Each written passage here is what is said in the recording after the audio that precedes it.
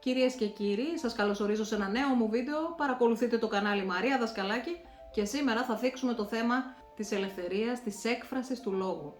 Αυτός ο άνθρωπος που βλέπετε στην οθόνη είναι ο Ενόχ Μπέρκ. I've been here for 400 days consecutively and 2 years my life have been taken from me. Είναι ένας δάσκαλος στην Ιρλανδία, ο οποίος μπαινοβγαίνει στη φυλακή.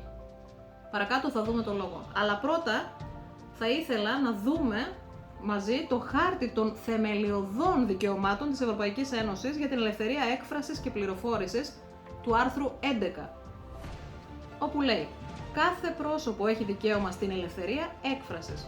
Το δικαίωμα αυτό περιλαμβάνει την ελευθερία της γνώμης και την ελευθερία λήψης ή μετάβασης πληροφοριών ή ιδεών χωρίς την ανάμειξη δημοσίων αρχών και αδιακρίτως συνόρων. Ας παρακολουθήσουμε το βίντεο. When it was clearly stated that the issue before the board of the school was whether I would obey the direction of the principal. I likened it. I said to the judge, if the principal has said to me, you must jump out the first floor window, if that was her instruction, wouldn't the court have had to make an examination of that instruction? Wouldn't it have had to look at it and see, was it legitimate? I have a constitutional right to freely profess and practice my religion, to express freely my convictions and opinions. That's what this is all about. This all goes back to the email that I got the 9th of May 2022 when Principal Niamh McShane demanded that I call a male student, a boy in the school, by the they pronoun. That's how all this began. I was being compelled to accept and endorse transgenderism, a different belief, an anti-Christian belief, an anti-religious belief. But God made them male and female, He didn't make them they.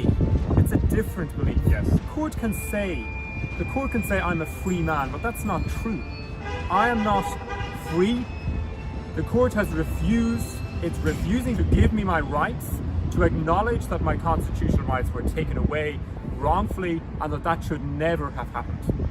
He's outside Mountjoy prison, but he's not a free man, because as soon as he exercises his rights, the judge is dangling imprisonment before him. And I think that's it's a good analogy for the situation in our country now, where the nation is in fear and trembling of ideologies that are being forced upon us in schools and right across society, where you comply or you're punished, and that's not acceptable. It's an anti-Christian ideology. It's the destruction of the youth of our country. And every teacher has a right to say no. That's what Enoch Burke said. Yes. Every citizen in this country has a right to say, no, I will not be compelled to endorse something that is not my belief. I have that right. Και εδώ βλέπουμε τον Ενόχ Μπέρκ να τον σπρώχνουν για τρίτη φορά στη φυλακή με λευκό ποινικό μητρό ο άνθρωπος, σαν να είναι ένας κοινός εγκληματίας.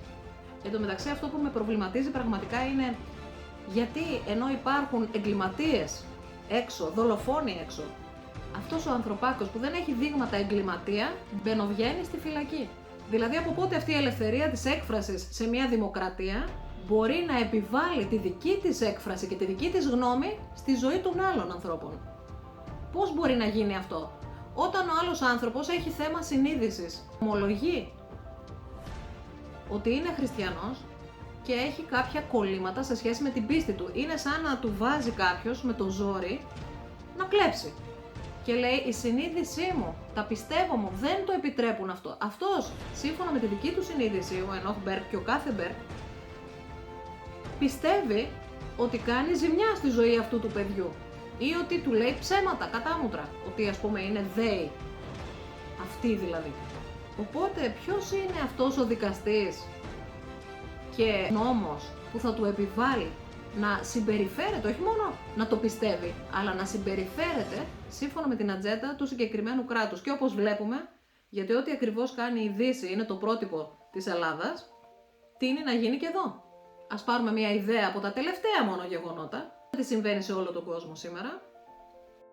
Ο Παβέλ Ντουρόβο, γεννημένος στη Ρωσία, ιδρυτής της δημοφιλούς εφαρμογής Telegram, φέρεται να συνελήφθη σε γαλλικό έδαφος στο αεροδρόμιο Le Bourget κοντά στο Παρίσι, λόγω της άρνησής του να συνεργαστεί με τις γαλλικές αρχές, οι οποίες ισχυρίζονται ότι είναι συνένοχος σε διακίνηση ναρκωτικών και άλλα σοβαρά εγκλήματα και αντιμετωπίζει 20 ετή φυλάκιση.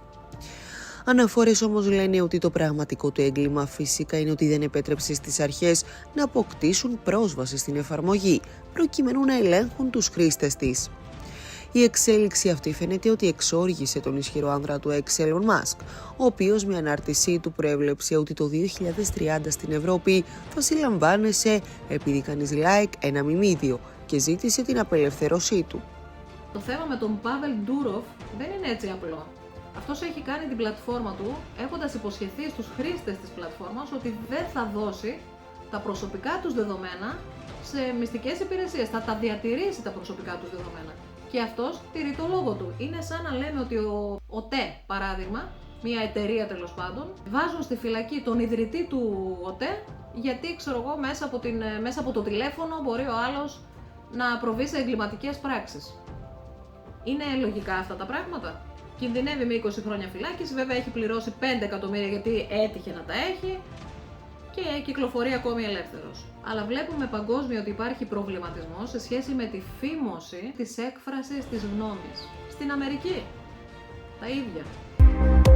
Θλιβερή κατάσταση αναφορικά με την ελευθερία του λόγου χαρακτήρισε τα όσα συμβαίνουν το τελευταίο διάστημα στην Αμερική ο ανεξάρτητος δημοσιογράφος και πολιτικός σχολιαστής Jackson Hinkle σε συνέντευξή του στο Sputnik. Μεταξύ άλλων επεσήμανε και τα εξής: είναι πολύ τρομακτικό αυτό που κάνουν στο Dmitry Simes και αυτό που κάνουν στο Scott Ritter, είπε ο Αμερικανός δημοσιογράφος στο περιθώριο του Ανατολικού Οικονομικού Φόρουμ στο Βλαδιβοστόκ, σχολιάζοντας το πρόσφατο κύμα επιδρομών από το FBI με στόχο προσωπικότητες εναλλακτικών μέσων ενημέρωσης στις Ηνωμένες Πολιτείες. Τώρα είμαι στο Βλαδιβοστόκ. Είμαι ασφαλής για την ώρα. Είμαι χαρούμενος γι' αυτό. Αλλά είναι πολύ τρομακτικό. Δεν έχουμε ελευθερία λόγου. Είναι απλώς άνθρωποι που διαφωνούν και λένε ότι η Ρωσία δεν είναι εχθρός μας, ότι πρέπει να αγωνιστούμε για την ειρήνη αντί για τον πόλεμο. Και γι' αυτό το FBI κάνει έφοδο στο σπίτι τους, παίρνει τα προσωπικά τους αντικείμενα. Στην περίπτωση του Scott Ritter, οι ομοσπονδιακοί πήραν το διαβατήριό του, που σημαίνει ότι δεν μπορεί καν να φύγει από τη χώρα. Και όλα συμβαίνουν σε παγκόσμια κλίμακα για τη Δύση. Οι Pavel Durov, Richard Medhurst συλλαμβάνονται. Ένας άλλος νεαρός συνελήφθη στο Ηνωμένο Βασίλειο, Danny Shaw, καθηγητής από τη Νέα Υόρκη. Ανακρίθηκε από το FBI αυτή την εβδομάδα. Του πήραν προσωρινά το διαβατήριο.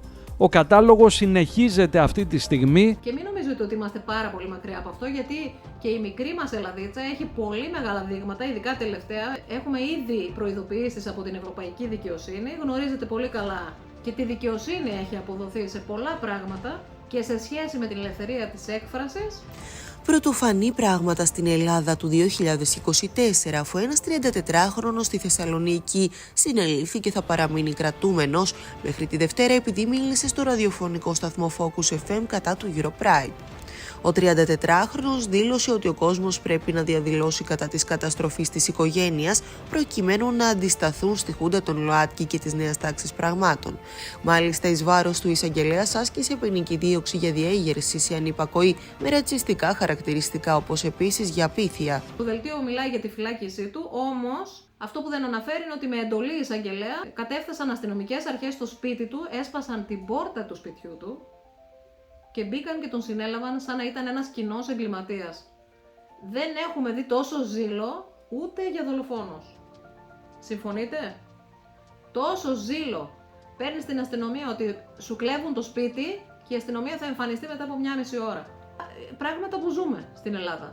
Και στον άνθρωπο πήγαν, ενώ τον άκουσαν στο ραδιοφωνικό σταθμό να μιλάει, πήγαν στο σπίτι του και έσπασαν την πόρτα.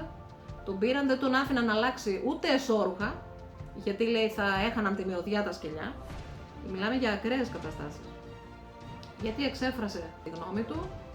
Αυτό το περιστατικό δεν συνέβη καν. Δεν έγινε τίποτα. Αυτός ο άνθρωπος απλώς μίλησε στο ραδιόφωνο, είπε τη δική του άποψη και τον πήραν με έναν τέτοιο τρόπο, προς εκφοβισμό φυσικά των υπολείπων, οι αστυνομικές αρχές. Οπότε ποιος είναι αυτός ο άνθρωπος όταν ο άλλος είναι ειρηνική η έκφρασή του, η ένστασή του, είναι ειρηνική η αντιμετώπιση του. ποιος είναι αυτός που μπορεί να βάζει φυλακή έναν άνθρωπο ο οποίος έχει λευκό ποινικό μητρό?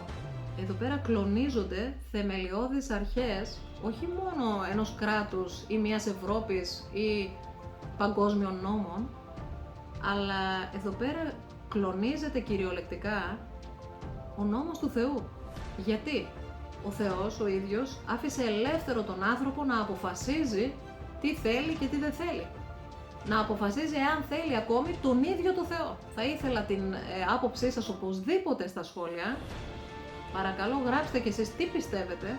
Αυτό που θα ήθελα επίσης να μου πείτε είναι εάν οι αστυνομικές αρχές έχουν και αυτές πλέον τη δική τους ευθύνη. Υπάρχει και το θέμα πάντα της συνείδησης. Η συνείδηση είναι ένα όργανο που έχει βάλει ο Θεός μέσα μας, που όσο πιο πολύ σβήσουμε τη φωνή του, τόσο περισσότερο μπορούμε να κάνουμε οτιδήποτε εφόσον δεν μας ελέγχει. Έχω φίλους εγώ αστυνομικούς και είναι πάρα πολύ καλά παιδιά. Τι πιστεύετε για τις αστυνομικές αρχές? Δεν θα έπρεπε να υπάρχει ένα όριο σε σχέση με τη συνείδησή τους, ώστε να πούν μέχρι εδώ? Εσείς θα μου πείτε ότι κινδυνεύουν να χάσουν τη δουλειά τους.